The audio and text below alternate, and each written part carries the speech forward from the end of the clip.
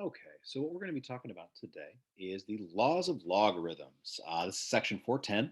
And what we're really going to be talking about today is just kind of how we use the rules that we know about logs to be able to sort of expand and condense logarithmic expressions. Today, it's going to be all about expanding. And we're going to talk about the rules, how they kind of work, how they're related to the exponent laws that we already know. And then we're going to use them to sort of expand some different expressions in sort of a general fashion. It's not super difficult. Most of it follows a pretty clear set of guidelines, but it does give us some things that we want to kind of think about as we go through. So as we look at what we're talking about here, essentially what happens since exponents and logs are related to each other as inverses of each other, they kind of have similar rules. And some of this stuff is going to be easier to sort of see the connections. Other ones, we just got to remember what the rules are.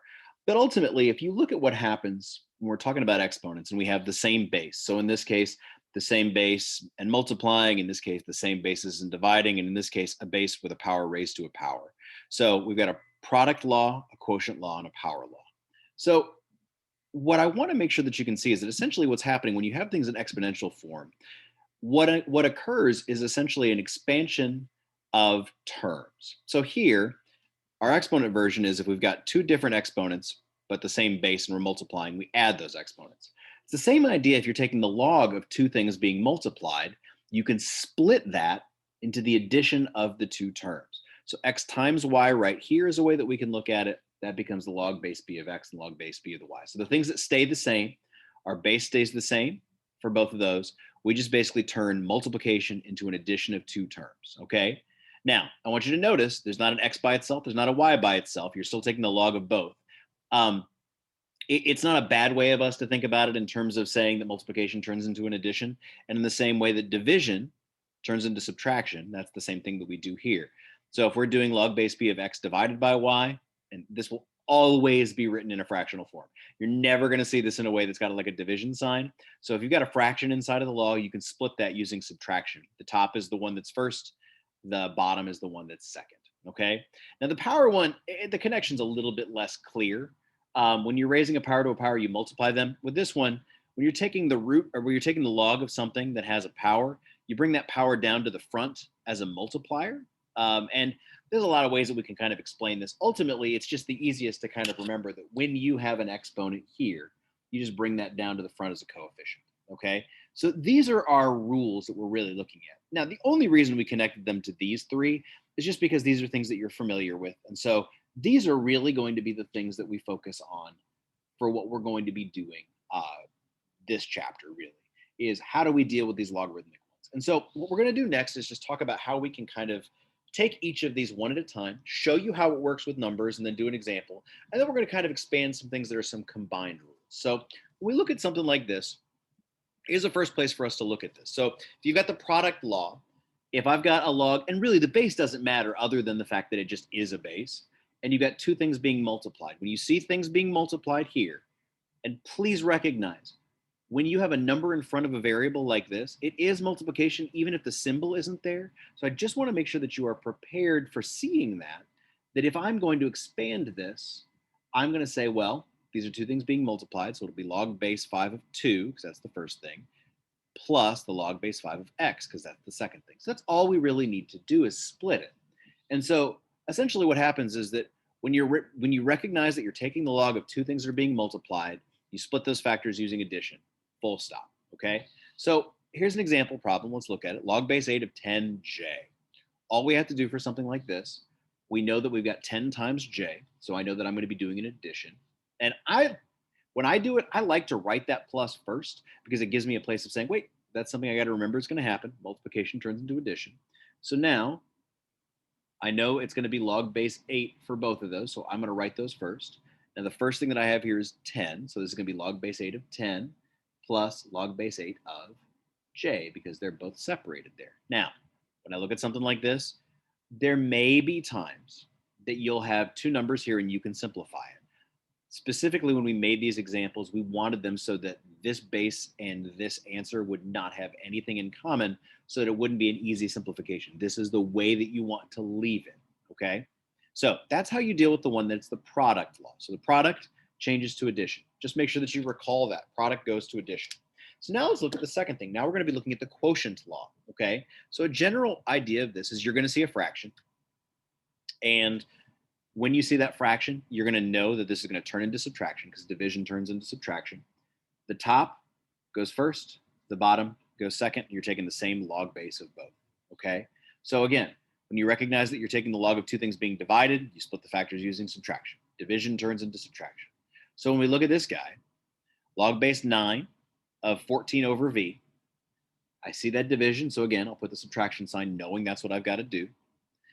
I'll write the log bases first for both, log base 9, log base 9. So we have both of those there. My first one is always the numerator or the top of the fraction. So log base 9 of 14 minus log base 9 of v. Again, in this case, because all we're really doing is trying to apply the law, it doesn't matter if I can simplify this or not. Right now, we're just trying to expand these out, and that's what this looks like. So that's how we use the quotient law, okay? Really, none of these are super difficult. It's just when they start to combine, you want to make sure that you know each of them fairly well individually, okay? So that's where we're at for this one. So now let's take a look at how we use the power law of logarithms. This one isn't too bad either. It's just really what you do is you look to see if you have an exponent in whatever you're taking the log of, okay? And if you do, you just bring it down to the front as a coefficient. So log base 3 of y to the 12th power, that 12 comes down to the front, so it's 12 log base 3 of y. And so when you recognize you're taking the log of something being raised to a power, you bring the power down to the front of the log as a coefficient. It's not too hard to do. For me, I tend to look for these because this is like the easiest move in the world. If I see the log of something and there's like a little guy poking up on the top here as an exponent, I know that's going down to the front. So I'll put that 7 down first, put a little multiplication sign, and then I'm just going to write the rest. Log base 2 of O. Okay, so 7 times log base 2 of O. If you don't do the multiplication sign, you're still going to be correct. I put it there just so we kind of remember, and then I tend to sort of forget that that's there after going through some stuff. But again, those are our 3 rules. If I've got multiplication, it turns to an addition of 2 things. If I've got division, it turns to a subtraction of 2 things. If I've got an exponent, I bring it down to the front as a coefficient. Those are our 3 laws, okay? So when we are going to be doing this on a larger scale to expand logarithmic expressions, which is what we're doing today, essentially what you're going to be doing is looking for some combination of these 3 rules for us to kind of expand it out. And here's what you want to look for. You know that your expression is fully expanded. So if they say expand these logarithmic expressions, you know it's fully expanded if you don't have any exponents left anywhere. So like nothing like this is going to be sitting up there. There are no logs of any product, so there won't be 2 things together after a log, and there won't be logs of any fractions. So as long as you have no fractions, no products, and no exponents, you have expanded it as far as you possibly can. Now, the way that this was written, we went through these step by step, and because it's kind of important to see these steps, I'm going to take you through and explain what it is that you have to do for this. But it's a lot of it is going to be like, here's what the step is, here's what we do, and they're all written out. So I'm not going to be doing a lot of writing here, but I do want to make sure that I can explain it. I just wanted you guys to have something here that you could look back at that wasn't going to confuse you later. And this should be pretty well self-contained. So even if I wasn't here explaining it to you, you'd say, oh, okay, I get this. So when we look at that, so here, this is an example of something.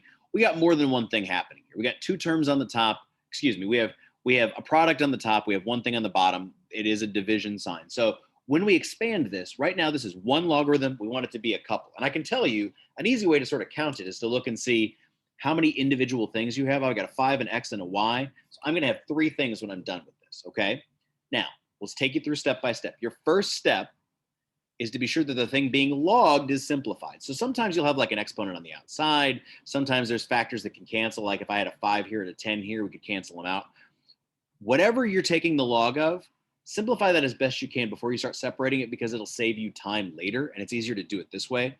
Now, in this case, 5x over y, totally fine. So this one is simplified. So moving on to the next step, our second step is to make the first expansion with addition or subtraction. If there's a fraction like we have here, then with nothing on the outside of the fraction, like a number is a coefficient, then we're going to be doing a subtraction. I will tell you, if you see a fraction, your first step is always to write a subtraction problem, okay? So don't be confused, but it's just make sure that you recognize if you see a fraction like this, you're going to be making a subtraction. So we're going to do that. And if you look, the division sign is sort of like the separator for the subtraction. Whatever was on top, we write first. So log base 2 of 5x. Whatever's on bottom, we write second. Now, what's nice about this is that when it's separated like this here with the subtraction, we've done our first expansion. Here we have only one term. There's nothing else I can do with log base 2 of y because there's nothing with that y. I don't have an exponent. I don't have a number with it. This is it. So that part's simplified. That part's expanded.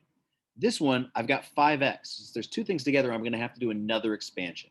And that's the place that we start looking for things is how do we keep doing this and keep expanding it out to the point where everything is simplified? And you just keep looking at what you're taking the log of. Here, one thing, we're done. Here, two things, we got some more work to do. Okay, so our third step is to see if either log in the expansion has a product within it.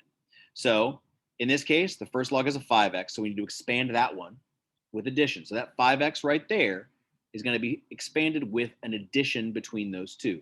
And this minus log 2y is just going to be tacked on at the end because there's nothing else I can do to it. So that 5x turns into a plus log base 2 of 5, log base 2 of x. And then I've got that minus log base 2 of y at the end. So we got three terms. Now you remember at the beginning I said we got three things we're looking at here. So there's only going to be three terms here. Now our fourth and final step is to see if there's any exponents that can be brought down as coefficients. In this case, none of them have any exponents. So our final answer is going to be log base 2 of 5 plus log base 2 of x minus log base 2 of y. We know we're done because we've got things addition and subtraction, no exponents anywhere, and each of these individual logs only has one thing that's being taken the log of. There's not a product, there's not a division, so we should be in good shape. Now, that's a lot of talking, and that takes us through a whole example here. But if you need to rewind and be able to see what's going on because you missed something, go back, take a look. It should be fine. We'll explain it. We got a couple more examples here as well. Okay, so our next page also has another one like this. It's a little bit more complicated to see what happens when you do have exponents, like that guy right there. So when we have this, if you notice, we've got an exponent up on the top. We got more things on the inside here. So our first step is to make sure the thing being logged is simplified. All exponents distributed and all factors canceled. So let's distribute that squared into everything. When that goes in here and here, we got log base 3 of 4 squared, x squared, 5 squared, and y squared. Now, if you have numbers that you can raise to those powers, it's a lot of times easier just to do the math than it is to keep that as an exponent. Because if you keep that here, we got more crap to do. 4 squared is a number. 5 squared is a number. We can totally get that. So we'll change that to 16 and to 25. So we should be in good shape. Now this is simplified. Okay. So our second step, once we've got that term simplified, is to make the first expansion with addition or subtraction. As I said before, if you see a fraction line, you're going to do a subtraction to start. Okay. So in this case, we're going to take that log base 3 of 16x squared is the top one, minus log base 3 of 25y squared. So we've got that separated here. Now, again, we got two terms here. We got two terms here. So we've got some things to be split. One of the things I do want to make sure that you see, and it's important to pay attention to, is when you have a minus in the middle, you've got to pay attention. Because what was really nice about our last example is that we only had one term here. So once we did the subtraction, we could kind of leave that guy alone. Because I've got two terms here, what I have to remember is I'm subtracting this entire logarithm, which means if I separate this out, both of those things will be subtracted. So I have to keep that in mind. And what I'm going to do that is I'm going to work with this in terms of having a set of parentheses. And I'll show you in just a second what that's going to mean. So our third step is to continue this expansion with the products. So here we've got the 16x squared that we can separate. We've got the 25y squared that we can separate. And we can do both of them with addition because they're both being a product here and a product here. What I've got to remember though is that because I've got this subtraction here, I'm going to put parentheses around this so that when I expand it, I know that I'm expanding two different terms that have to be subtracted. And I'll show you what I mean by that. So here, if I've got this minus here and I put parentheses on the outside, what that means when I expand this one with addition and this one with an addition, well here, they're both out. I don't have to worry about anything. There's no negative in front of it. It's good. But here, because I'm subtracting what this splits into, that minus is on the outside of this parentheses. They do split with addition, but I'm going to have to remember that that negative there is going to go into both terms so that I can simplify it further. Okay. So just remember, if you've got something like that, it's something to kind of keep your head on straight with. That's why when I say to pay attention, always look to see if you've got more than one term, because then I'll have to distribute that negative to further simplify, and it's going to look like this. I'll have a negative log base 3 of 25 and a negative log base 3 of y squared. The reason why that's important is because it's really easy to just drop those parentheses and to keep this as a plus. And that's a huge mistake that a lot of people are going to make. Just make sure you're paying attention to that, okay? So now we've got all of these expanded out. And if I look through all of them, 16, there's nothing I can do with. X squared, I've got an exponent. Keep that in mind. 25, there's nothing I can do with. Y squared, that's an exponent. Always looking for your exponent as your fourth and final step. See if there's any exponents that can be brought down as coefficients. I've got this 2 here, and I've got this 2 here. So when I do those, I'm going to be able to bring both of those down to the front as coefficients, okay? And so log base 3 of 16 stays the same. This 2 came down to the front here. Log base 3 of 25 stays the same. That 2 comes down to the front here. Now, got no exponents. I've got nothing that can be split for any of these things here. So in this case, no products, no fractions, no exponents. This is the final answer. I've got these 4 terms: log base 3 of 16 plus 2 log base 3 of x minus log base 3 of 25 minus 2 log base 3 of y. Done.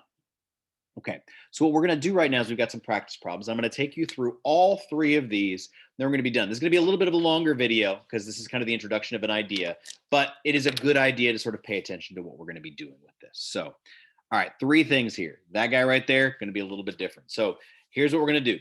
First term, we look at this, log base 4, x to the negative second times y to the fifth. It's multiplication. So the first thing that I'm going to do is write a plus here to know that I'm going to be separating this multiplication into 2 terms. So I will have log base 4, and then I'll write the 2 things. So this will be x to the negative second. This will be y to the fifth. Okay, so first step, separated. All good. Now, the next thing that you want to do with this is to see, are either of these any more multiplications? Nope. So now we look to see, we have exponents. Those exponents have to go down to the front as coefficients. So this will be a negative 2 log base 4 of x plus 5 log base 4 of y. So then you just run through to check one more time. Any exponents? Nope. Any products or fractions with these? Nope. We are simplified. That's the end of that problem. Again, it's not too difficult. You just have to keep following the process, okay? Now, for my next one that I have here, log base 9 of w times t over f. Oh, somebody was being funny. Okay, so by the way, that somebody was me. I was the one that was being funny. Those are 3 funny letters to put next to each other because it's WTF. Ha ha! Oh, guys, I'm going to get fired before we're done with all of this. Okay, so let's take a look and see what we can do. First thing that we want to do is see there's no exponents. Don't got to worry about that. So second step is to separate it. We've got a fraction. So let's do subtraction first. I'll have a log base 9 and a log base 9. For these first ones, that top part's going to be there. So I've got W and T. And for this other one, I've got an F. Now here, not like the one before, I'm subtracting this. I always want to pay attention. So there's only one term. I kind of get to leave this guy alone. Okay. So I'm going to say, we're not going to worry about that right now. Now what we have to do is worry about splitting that one because we've got 2 things being multiplied. So I'm going to write a plus. And I'm going to write those 2. So now I've got log base 9 and log base 9. There's my W here. There's my T here because they've been separated. So that's this one's. Now here, I've still got this minus, and I've still got this log base 9 of F that was left over there at the end. All of the bases are the same. W, T, and F. Great. No exponents, so I don't have to worry about bringing anything down. Plus and minus. This is as expanded as I can have it. That's my answer. Okay. And the final example is a little bit complicated, but we can stay on top of it. Log base 3 of 8 to the 6th, 7 to the 5th, over 30 to the 9th. If any of you can recognize the interesting thing that I did with those numbers, you can tell me in the comments. That would be interesting as well. Can't believe I just called out for somebody to do something in the comments. But okay, we're going to separate this right now. There's a lot going on. So the first thing that we look for, can we simplify this anymore? And we really can't. There's no exponent to be brought in. Everything has been brought in. I can't cancel anything out. So right now we keep it as it is, and it's time to start separating it. I've got a fraction. So that means the first thing that I'm going to do is subtract this, and I'll write log base 3, and log base 3. The top is 8 to the 6th times 7 to the 5th, and the bottom is 30 to the 9th. Okay, so that is going to get us the first part of this separated. Now, I have to do a further expansion and say to myself, okay, well, right here, this is a multiplication, so I'm going to change that to a plus. I'm going to do the 2 log base 3's for that one. This will be 8 to the 6th and 7 to the 5th. And then this guy right here, right now, I don't have anything to split because it's still just 30 to the 9th power. So it's still just going to be its own subtraction on the end. I'll bring that guy down. Log base 3 of 30 to the 9th power. Okay, so at this point, I've got everything kind of set up here, split with the pluses and the minuses. No more products, no more fractions, but I do have exponents. So what I've got to do then is to take all of those exponents and bring them down to the front as coefficients. So when I do that, I'm not changing the sign of anything here. I'm just writing those down in the front. So this will be 6 log base 3 of 8 plus 5 log base 3 of 7 minus 9 log base 3 of 30. And at this point, all of these have been separated. There's no exponent, there's no fraction, there's no product. We have expanded this, and that is the final answer. And that was a lot of talking, but that is the final answer of this video as well. So hopefully that was enough for you, and I hope you guys have an opportunity to look at this and figure out what you need to do.